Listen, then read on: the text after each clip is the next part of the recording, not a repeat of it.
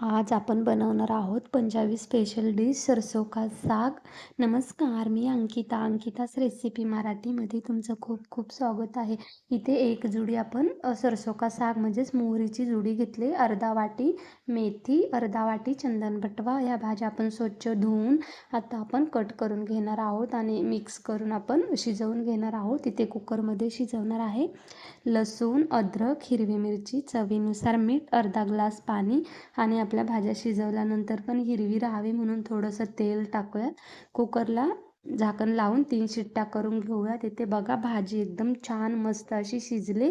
आता आपण त्यामध्ये मक्याचं पीठ टाकूयात आणि भाजी छान अशी मॅश करून घेऊयात. आता चला आपण भाजीला फोडणी द्यायला सुरुवात करणार आहोत. 1 वाटी तूप टाकले. तुपाने खूप छान चव येते. जिरा, मोहरी, लसूण, लाल मिरची छान तेलामध्ये मस्त आपल्याला परतून घ्यायची. इथे छान परतून झाले. आता आपण टाकणार आहोत लाल तिखट. लाल तिखट पण आपल्याला तेलात मस्त परतून घ्यायचे. आता इथे आपले गरम मसाले छान परतून झाले. आता आपण त्यामध्ये टाकणार आहोत सरसों का सागची भाजी आणि 3 ते 4 मिनिट मस्त अशी शिजवून घेऊयात. आता टाकूयात चवीनुसार मीठ. सरसों का साग म्हटलं की मक्याची रोटी आलीच, तर बघा आपली मक्याची रोटी पण बनवून तयार आहे.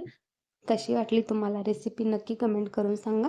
चॅनलला लाईक, शेअर, सबस्क्राईब करा. धन्यवाद.